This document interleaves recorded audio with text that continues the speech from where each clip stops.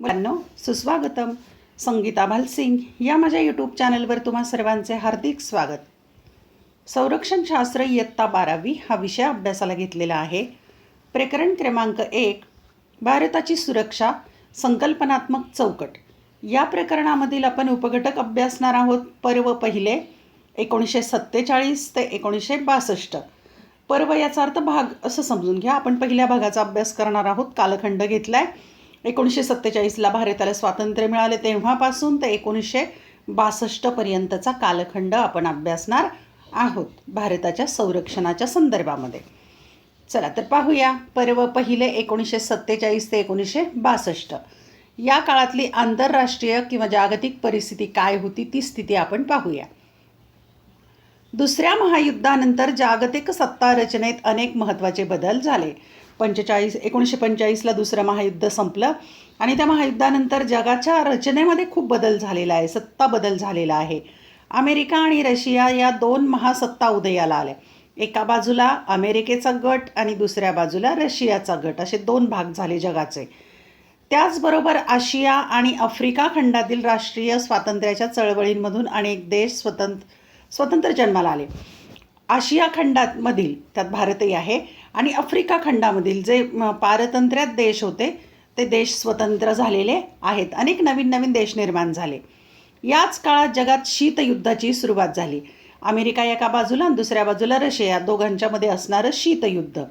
शीतयुद्ध म्हणजे काय, म्हणजे कोल्ड वॉर. शीतयुद्ध म्हणजे काय ते समजून घेऊ आपण. अमेरिका आणि सोव्हिएत रशिया या महासत्तांच्या जगावरील वर्चस्वासाठी सुरू असलेला संघर्ष. या दोन्ही सत्तांच्यामध्ये संघर्ष होता की जगावर वर्चस्व करायचं आहे. मग या दोन्ही गटांच्यामध्ये काही देश होते. याला म्हणायचं शीतयुद्ध. प्रत्यक्ष युद्ध न करता अप्रत्यक्ष युद्ध होतं हे. त्यातून जगाची दोन गटात विभागणी झाली. जगच दोन भागामध्ये किंवा दोन गटात विभागलं गेलं. अमेरिकेच्या नेतृत्वाखालील पाश्चात्य गटात प्रामुख्याने पश्चिम युरोपमधील देशांचा समावेश होता. म्हणजे अमेरिका जो भांडवलशाही देश आहे, भांडवलशाही अर्थव्यवस्था आहे, तिथे पश्चिम युरोपमधील राष्ट्र होती. म्हणजे पाश्चात्य गट म्हणायचं त्याला. पश्चिम युरोपातील देशांचा समावेश होता. आणि सोव्हिएत रशियाच्या नेतृत्वाखालील पूर्व गटामध्ये चीन आणि पूर्व युरोपातील देशांचा समावेश होता. म्हणजे युरोपचा पूर्व भाग जो आहे तिथे जे असणारे देश होते ते सोव्हिएत रशियाचं नेतृत्व होते तिथे, साम्यवादी गटाचं. ही विभागणी राजकीय विचारसरणीच्या आधारावर होती. आणि ही विभागणी राजकीय विचारसरणी कशी आहे, त्या गटात इतर देश सामील झालेले होते. आणि दोन्ही गट जे आहेत, अमेरिकेच्या बाजूचा आणि रशियाच्या बाजूचा, जगावर आपले वर्चस्व आणि नियंत्रण वाढवण्याचा प्रयत्न करत होते. अमेरिकेच्या नेतृत्वाखालील पाश्चात्य गट भांडवलवादी विचारसरणीचा, म्हणजे भांडवलशाही विचारसरणी, खाजगी विचारसरणी अशा प्रकारची, तर पूर्व गट साम्यवादी विचारसरणीचा पुरस्कार करणारा, अशी ही विभागणी होती. अशा या शीतयुद्धाच्या काळात भारत स्वतंत्र झाला. 1947ला आपला भारत स्वतंत्र झाला. आता तुम्हाला माहीत आहे का, पहा, शीतयुद्धाच्या काळातील काही महत्त्वाचे लष्करी गट व आघाड्या, म्हणजे काही देश एकत्र होऊन त्यांनी लष्करी करार केले किंवा गट तयार केले या युद्धाच्या कालखंडामध्ये. आता अमेरिकेने केलेले गट पाहू. अमेरिकेच्या लष्करी आघाड्या किंवा लष्करी करार केलेले आहेत लोकांनी, या राष्ट्रांनी. पाहूया कोणते ते. नॉर्थ अटलांटिक ट्रीटी ऑर्गनायझेशन, त्याला नाटो म्हणतात. नाटो म्हणजेच नॉर्थ अटलांटिक ट्रीटी ऑर्गनायझेशन, किंवा त्याचं नाव काय आहे, उत्तर अटलांटिक करार संघटना 1949ला. आता यामध्ये यामध्ये या बाजूची होती, अमेरिकेच्या बाजूची जी राष्ट्र असतील त्यामध्ये समावेश होती नाटोमध्ये. दुसरं आहे अँझस. यामध्ये कोणते राष्ट्र आहेत, ऑस्ट्रेलिया, न्यूझीलंड व अमेरिकेची आघाडी. त्याला अँझस किंवा अँझुस असंही म्हणतात. 1951ला हा गट स्थापन केलेला आहे. लष्करी करारी गट आहे हा. नंतर आहे South East Asia treaty organization, त्याला सिएटो म्हणतात, किंवा त्यालाच मराठीत म्हणतात आग्नेय आशिया करार संघटना. ही संघटना 1954ला स्थापन झाली. सेंट्रल ट्रीटी ऑर्गनायझेशन, याला सेंटो असं म्हणतात पहा, किंवा मराठीत म्हणायचं मध्यवर्ती करार संघटना 1955. अमेरिकेने हे लष्करी करार केलेले आहे इतर राष्ट्रांच्या बरोबर. त्याच वेळेला सोव्हिएत रशियाचे पाहूया आपण. सोव्हिएत रशियाच्या आघाड्या किंवा लष्करी करार कोणते झालेत ते पाहू. सोव्हिएत रशिया व चीन यांच्या दरम्यान 1950मध्ये झालेला लष्करी करार. नंतर वॉर्सा पॅक्ट किंवा वॉर्सा करार म्हणतात, 1955 झालेला तो. सोव्हिएत रशिया व पूर्व युरोपातल्या साम्यवादी देशांमधला हा करार, त्या गटांच्या मधला हा झालेला करार आहे. आता पाहूया कोणत्या देशांना अलिप्ततावादी राष्ट्र म्हणायचे. मग भारत कोणत्या ठिकाणी आहे या दोन गटांच्या पैकी? तर भारत अलिप्त आहे, कोणत्याही गटात समाविष्ट नाही, म्हणून त्याला अलिप्ततावादी राष्ट्र म्हणायचं. मग कोणाला म्हणायचं? 1961च्या बेलग्रेड परिषदेत त्यासंबंधी पुढील निकष ठरवण्यात आले की 1961ला बेलग्रेड या ठिकाणी एक परिषद झाली राष्ट्रांची. तिथे ठरवलं की अलिप्त कोणाला म्हणायचं, अलिप्ततावादी राष्ट्र कोणाला म्हणायचं. अलिप्ततावादाचे निकष पाहूया. 1. विविध राजकीय व सामाजिक व्यवस्था असलेल्या देशाच्या शांततामय सहजीवनाच्या तत्वाच्या आधारावर स्वतःचे स्वतंत्र धोरण आखणारे देश. म्हणजे असे देश की स्वतःचं स्वतंत्र धोरण आखतात आणि शांततामय सहजीवनाचं त्यांचं तत्व असतं. 2. राष्ट्रीय स्वातंत्र्याच्या चळवळींना पाठिंबा देणारे देश, की जे दुसऱ्या देशांना पाठिंबा देतात. कोणत्या देशांना? की ज्यांना स्वतंत्र व्हायचं आहे, त्या स्वातंत्र्याच्या चळवळींना पाठिंबा देतात असे देश. 3. शीतयुद्धाच्या संदर्भात महासत्तांच्या कोणत्याही बहुस्तरीय आघाडीत समाविष्ट नसलेले देश, की असे देश अमेरिकेच्याही गटात समाविष्ट नाहीत आणि रशियाच्या गटातही समाविष्ट नाहीत, असे अलिप्त असणारे देश. नंतर 4. महासत्तांमधील संघर्षाच्या संदर्भात कोणत्याही द्विपक्षीय किंवा लष्करी आघाड्यांमध्ये समाविष्ट नसलेले देश. म्हणजे महासत्ता की जे शीतयुद्ध चालू आहे त्या दोन्ही भागामध्ये समाविष्ट नसणारे देश किंवा लष्करी करारात समाविष्ट नसणारे देश. 5. महासत्तांमधील आपापसातील संघर्षाच्या संदर्भात परकीय सत्तांचा आपल्या भूमीवर लष्करी तळ उभारू न देणारे देश. म्हणजे दोन महासत्तांचा वाद चालू आहे, मग या दोन्हीच्या संदर्भामध्ये आपल्या देशाचा वापर करू द्यायचा नाही, त्यांना लष्करी तळासाठी म्हणजे अलिप्त राहायचं. या 5 निकषांवर आधारित अलिप्ततावादी राष्ट्र ठरवू लागले. भारत या 5ही निकषांमध्ये पुरेपूर बसतो. याच पर्वात अलिप्ततावादी चळवळीची सुरुवात झाली. मग आता ही चळवळ सुरू झाली अलिप्ततावादाची. तत्कालीन युगोस्लावियाची राजधानी बेलग्रेड येथे 1961मध्ये अलिप्ततावादी देशांची पहिली परिषद झालेली आहे. जे राष्ट्र अलिप्ततावादी धोरण स्वीकारणारे आहेत ते या परिषदेत सहभागी झाले आणि ती परिषद झाली युगोस्लावियाची राजधानी बेलग्रेड येथे. अलिप्ततावादाच्या संकल्पनेत 2 महत्त्वाची तत्वे आधारभूत आहेत. 2 तत्व महत्त्वाची आहेत. जागतिक घडामोडींचे स्वतंत्र आकलन आणि शांततावादी दृष्टिकोन, की जगामध्ये ज्या घटना घडत आहे स्वतंत्र त्याचा विचार ठेवायचा, समजून घ्यायचं, आणि सगळ्यात महत्त्वाचं शांततामय दृष्टिकोन. त्यामुळे अलिप्ततावादी देश शीतयुद्धाच्या काळातील महासत्तांच्या आघाड्यांपासून दूर राहिले. म्हणजे अमेरिका आणि रशिया दोन्हींच्या प्रभावाखाली हे देश अजिबात राहिले नाहीत, कोणत्याही लष्करी करारात समाविष्ट झाले नाहीत. याच काळात भारताचं धोरण कसं होतं मग याबाबत ते पाहूया आपण. पंडित जवाहरलाल नेहरू यांनी 7 सप्टेंबर 1946 रोजी आकाशवाणीवरून केलेल्या भाषणात भारताचा जगाकडे पाहण्याचा दृष्टिकोन आणि संरक्षण धोरण यांची मांडणी केली. आता 1947ला भारत स्वतंत्र झाला, पण त्यापूर्वीच 7 सप्टेंबर 1946ला आकाशवाणीवर पंडित नेहरूंचं भाषण झालं होतं. त्यामध्ये त्यांनी म्हटलेलं आहे की भारताचा जगाकडे पाहण्याचा दृष्टिकोन कसा राहील आणि संरक्षणाचं धोरण कसं राहील याबाबत ते म्हणाले. ज्या देशांनी आणि गटांनी एकमेकांविरोधात आघाड्या करून जगाला महायुद्धाच्या दिशेने लोटले, अशा गटतटाच्या सत्ताकारणापासून शक्य होईल तितके दूर राहण्याचा आमचा प्रयत्न राहील. म्हणजे त्यांनी सांगितलं की जगाला पहिलं महायुद्ध झालं, दुसऱ्याही महायुद्धाच्या संकटामध्ये जगाला लोटलेलं आहे. अशा दोन्ही गटांच्या सत्तेच्यापासून, राजकारणापासून, गटापासून आम्ही दूर राहणार आहोत आणि हा त्यांनी निर्णय सांगितलेला आहे. याचा अर्थ स्पष्ट होता की त्यावेळी जगात सुरू असलेल्या शीतयुद्धाच्या भांडणापासून भारत स्वतःला दूर ठेवू इच्छित होता. म्हणजे अमेरिकेची बाजू घ्यायची नाही आणि रशियाची पण बाजू घ्यायची नाही, तर स्वतंत्र अलिप्त राहायचं. नेहरू युगातील भारताच्या संरक्षण धोरणाची उभारणी प्रामुख्याने 2 तत्वांवर झाली. जागतिक घडामोडींचे स्वतंत्र आकलन आणि शांततामय मार्गाचा पुरस्कार. शांततामय मार्गाचा पुरस्कार हे महत्त्वाचं तत्व. हा शीतयुद्धातील संघर्षाचा काळ होता. त्यातील लष्करी आघाड्यांच्या राजकारणापासून स्वतःला दूर राखण्याची भारताची इच्छा होती आणि त्याला मनोमन शांतता हवी होती. भारताला शांतता पाहिजे होती. तेव्हा या धोरणाची अंमलबजावणी कशी झाली ते आपण आता पाहूया. शांततामय धोरणाची अंमलबजावणी. भारताने आपल्या या धोरणांची 2 टप्प्यात कार्यवाही केली, पण त्याचे 2 भाग केले. एक, आशिया व आफ्रिका खंडातील देशांमध्ये प्रादेशिक सहकार्याला प्रोत्साहन देणे, की आशिया आणि आफ्रिका खंडातले जे देश आहेत ते एकमेकांना सहकार्य करतील आपल्या देशाच्या विकासासाठी. आणि 2, अलिप्ततावादी धोरणाची पाठराखण करणे, म्हणजे संरक्षण करायचं. अलिप्ततावादी धोरण स्वीकारून त्याची पाठराखण करायचं. भारताने 1947मध्ये दिल्लीत आशियाई देशांची प्रादेशिक परिषद आयोजित केली. आता 1947ला भारतातच दिल्लीमध्ये परिषद झाली. त्यामध्ये देश समाविष्ट होते, आशियाई देश होते आणि ही परिषद आयोजित केली. या आशियाई परिषदेत आशियातील स्वातंत्र्य चळवळींमधील अनेक नेते एकत्र आले. मग जे जे नवीन स्वतंत्र झालेले देश होते किंवा तिथले नेते होते ते एकत्र आले.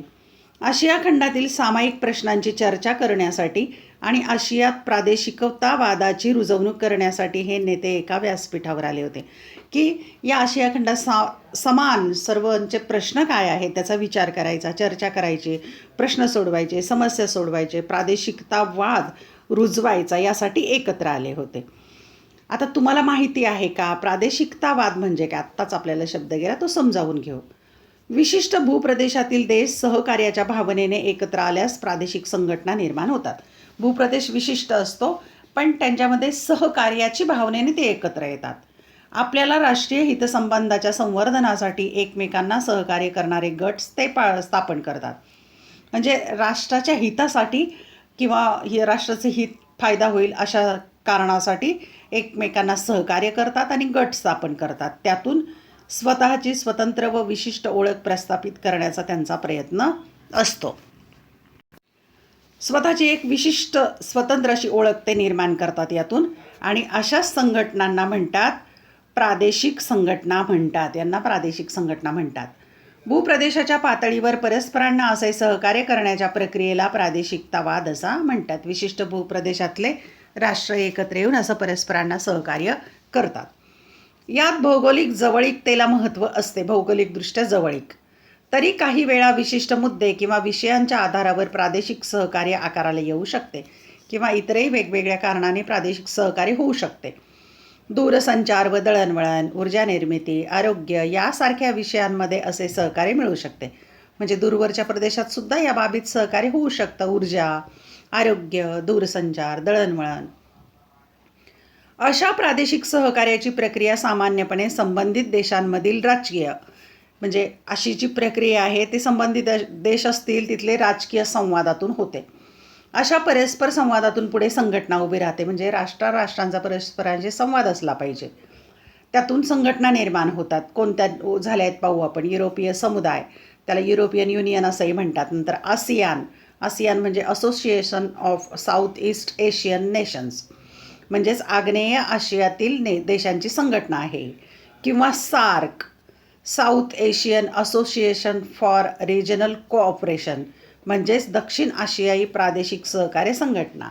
हे प्रादेशिकतावादाचे उदाहरणं आहेत ही संघटना. म्हणजे यासारख्या प्रादेशिक संघटना त्यांची उत्तम उदाहरणे आहेत. या झाल्या प्रादेशिक संघटना. दुसरी परिषद 1955मध्ये इंडोनेशियातील बांडुंग येथे झाली. बांडुंग इंडोनेशियामध्ये शहर आहे बांडुंग, तिथे परिषद झाली. ही पहिली म्हणजे आफ्रिकन आणि आशिया परिषद, म्हणजे आफ्रिका आणि आशियातील राष्ट्र होते. इथे आशिया परिषद ठरली. जागतिक राजकारणात आशिया आणि आफ्रिका खंडाचे स्थान निश्चित करण्यासाठी आणि जगात शांतता प्रस्थापित करण्यात ते काय योगदान देऊ शकतात हे ठरवण्यासाठी ही परिषद होती. हे परिषद भरण्याचं कारण काय आहे तर आशिया आणि आफ्रिका खंडाचं जगात काय स्थान आहे, एक निश्चित स्थान, आणि शांतता प्रस्थापित करणं, यासाठी काय करता येईल यासाठी ही परिषद होती. बांडुंग परिषद ही एक ऐतिहासिक घटना होती. आशिया आणि आफ्रिका खंडामध्ये प्रादेशिकतावादाचा प्रसार करण्यास तिची मदत झाली. बांडुंग परिषद तशी फार महत्त्वाची आहे. मात्र 1950च्या दशकाच्या उत्तरार्धात प्रादेशिकतावादाच्या प्रक्रियेसमोर काही समस्या उभ्या राहिल्या, पण काही समस्या निर्माण झाल्या. शीतयुद्धाचा आशिया खंडात प्रवेश झाला. शीतयुद्धाचा चीन त्यामध्ये समावेश होता ना रशियाच्या बाजूने. अनेक आशियाई देशांनी अमेरिका किंवा सोव्हिएत रशियाबरोबर लष्करी आघाड्या केल्या. मग आशियातील काही देशांनी अमेरिकेबरोबर काही देश गेले, तर काही रशियाबरोबर गेले. त्यामुळे याच काळात प्रादेशिकतावाद अलिप्ततावादी चळवळीच्या दिशेने वळला. प्रादेशिकतावादालाच वळण अलिप्ततावादी च्या बाजूने मिळालं. युगोस्लावियातील बेलग्रेड येथे 1961मध्ये पहिली अलिप्ततावादी परिषद झाली. मग ही पहिली परिषद झालेली आहे अलिप्ततावादी परिषद युगोस्लावियातील बेलग्रेड येथे 1961ला. हा उल्लेख मागे पण आलेला आहे. अलिप्ततावादी चळवळ ही महासत्तांच्या लष्करी आघाड्यांपासून अंतर राखून होती. म्हणजे दोन्ही गटाकडे नव्हते, अमेरिकेच्या बाजूने पण नाही आणि रशियाच्या बाजूने पण नाही. त्यामुळे साहजिकच या आघाड्यांमध्ये सहभागी झालेले देश अलिप्ततावादी गटाचे सदस्य झाले नाहीत. पहा, या चित्रामध्ये दाखवलेलं आहे सन 1961मध्ये सुरू झालेल्या अलिप्ततावादी चळवळीचे संस्थापक सदस्य. म्हणजे यांनी ही अलिप्ततावादी चळवळ सुरू केलेली आहे. संस्थापक सदस्य डावीकडून पहा कोण आहेत? भारताचे पंडित नेहरू. नंतर आहेत घानाचे नक्रुमा, हे आहेत घाना आफ्रिकन देश नक्रुमा. नंतर आहेत इजिप्तचे नासेर, हे इजिप्तचे नासेर. आणि इंडोनेशियाचे सुकार्नो आणि युगोस्लावियाचे टिटो, मार्शल टिटो असं त्यांचं नाव. यांनी अलिप्ततावादी चळवळ स्थापन केली. या पर्वात भारताच्या सुरक्षेसमोर अनेक आव्हाने उभी राहिली. आता याच काळामध्ये भारतासमोर अनेक चॅलेंजेस आव्हान उभे राहिलेली आहेत. त्यातलं एक 1947-48चे भारत पाकिस्तान युद्ध, स्वातंत्र्यानंतर झालेलं पहिलं युद्ध. स्वातंत्र्यानंतर लगेचच भारताच्या सैन्याला देशाच्या रक्षणासाठी उभे राहावे लागले. जम्मू आणि काश्मीरमध्ये पाकिस्तानी आक्रमणाला भारतीय सैन्याने पायबंद घातला. पाकिस्तानी फौजांना श्रीनगरपासून काही अंतरावर रोखून धरण्यात भारतीय सैन्याला यश मिळाले. यातून भारताची युद्धसज्जता दिसून आली. स्वातंत्र्यानंतर लगेचच युद्ध झालं आहे, पण यामध्ये भारताचा जय झालेला आहे, पाकिस्तानचा पराभव झालेला आहे. पाकिस्तानला त्या सैन्याला पायबंद घातला आहे.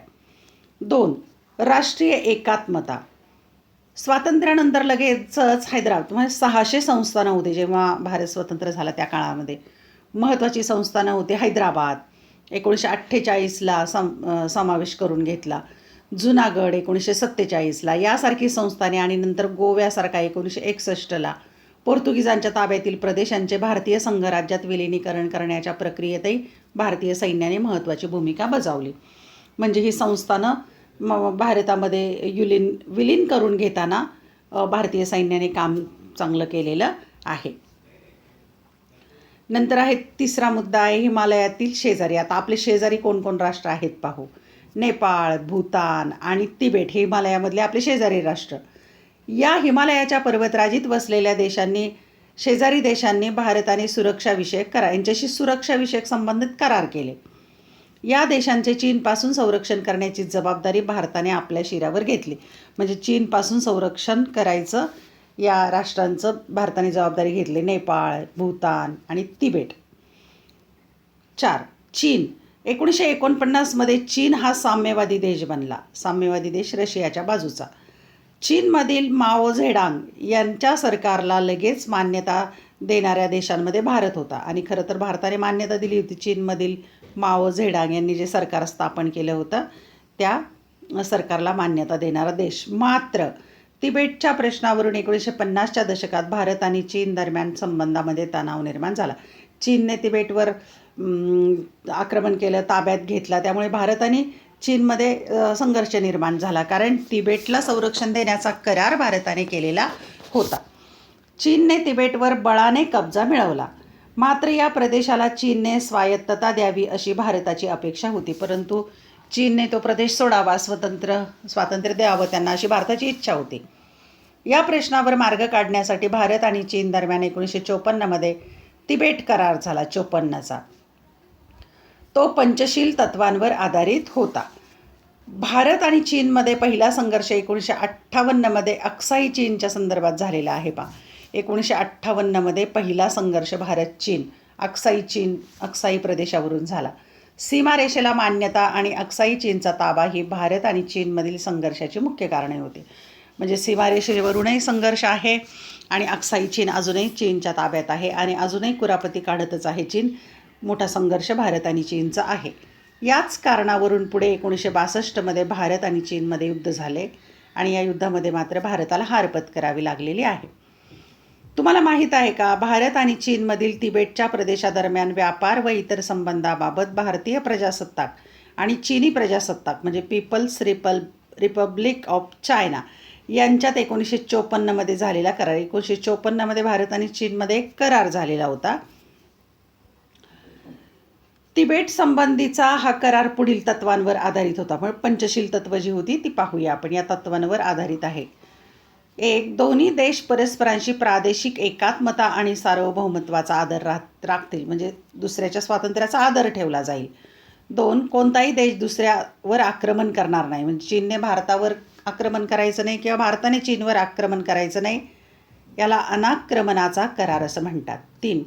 कोणताही देश दुसऱ्याच्या अंतर्गत कारभारात हस्तक्षेप किंवा ढवळाढवळ करणार नाही, म्हणजे चीनने भारताच्या अंतर्गत कारभारात किंवा भारताने चीनच्या अंतर्गत कारभारात हस्तक्षेप करायचा नाही. 4. दोन्ही देश समानता आणि सामायिक लाभाचे तत्व पाळतील, म्हणजे समानतेने लाभ घेतील किंवा समानतेच्या तत्वावर असतील दोन्ही देश. 5. दोन्ही देश शांततापूर्ण सहजीवनाचे पालन करतील. शांततापूर्ण सहजीवन हे तत्वही या पंचशील तत्वामध्ये 5वं तत्व होतं.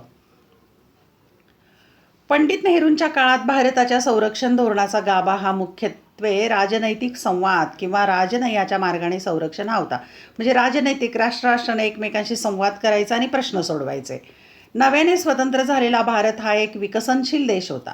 विकासासाठी त्याला भांडवल आणि शांतता दोन्हीची आवश्यकता होती. नुकताच स्वतंत्र झालेला भारत म्हणून शांतताही आवश्यक होती आणि भांडवल म्हणजे पैसाही आवश्यक होता. त्याच वेळेला भारत चीनचं जे युद्ध झालं, पाकिस्तानचं युद्ध झालं, त्यामुळे संरक्षणावरील खर्च वाढला तर नागरी उद्योगांच्या विकासासाठी पैसा त्याकडे वळवावा लागेल अशी समजूत त्यावेळी होती. जर युद्धाचा खर्च वाढला तर बाकी विकासासाठी पैसे राहत नाहीत. तसेच शेजारील देशांबरोबर सततचा संघर्ष देशांतर्गत विकासासाठी पोषक नाही अशी भावनाही त्यावेळी दृढ होती. म्हणजे आपल्या शेजारच्या राष्ट्रांशी वाद करत बसलं तर आपल्याला देशांतर्गत फायदा होत नाही, शांतता लाभत नाही, असं भारताचं मत होतं. शेजारील देश आणि आशिया आफ्रिका खंडातील देशांबरोबर भारताचे मैत्रीपूर्ण संबंध विकसित व्हावेत यासाठी प्रादेशिक सहकार्य आणि अलिप्ततावादाचे धोरण भारताने स्वीकारलं, की आपले शेजारी राष्ट्र आणि आशिया आफ्रिका खंडातील इतरही देश यांच्याबरोबर चांगले संबंध, मैत्रीपूर्ण संबंध असले पाहिजेत, म्हणून प्रादेशिक सहकार्य करायचं, अलिप्ततावादाचं धोरण स्वीकारायचं हे भारताने ठरवलं. या देशांनी परस्परांच्या विकासाला मदत करावी अशी अपेक्षा त्यामागे होती. म्हणजे एकमेकांबरोबर युद्ध न करता, वाद संघर्ष न करता तर विकासाला मदत करावी अशी भावना त्यामागे होती. त्यामुळेच राजनय किंवा राजनैतिक संवाद हा महत्त्वपूर्ण होता, म्हणजे राजनैतिक संवाद महत्त्वाचा होता. मात्र राजनयाच्या माध्यमातून संरक्षण ही भूमिका 1962 नंतर बदलली आणि भारताने संरक्षणावरील खर्चाची तरतूद वाढवली. म्हणजे शांततेचा मार्ग किंवा राजनैतिक संवाद ही भूमिका 1962 नंतर बदलली चीनच्या युद्धानंतर आणि भारताने मग संरक्षण आपल्या देशाचं व्हावं म्हणून संरक्षणावरील खर्च वाढवलेला आहे. धन्यवाद. व्हिडिओ लेक्चर आवडल्यास चॅनल सबस्क्राईब करा, बेल आयकॉन प्रेस करा, म्हणजे नवीन व्हिडिओ पोस्ट केल्याचं नोटिफिकेशन मिळेल. अभ्यासासाठी शुभेच्छा.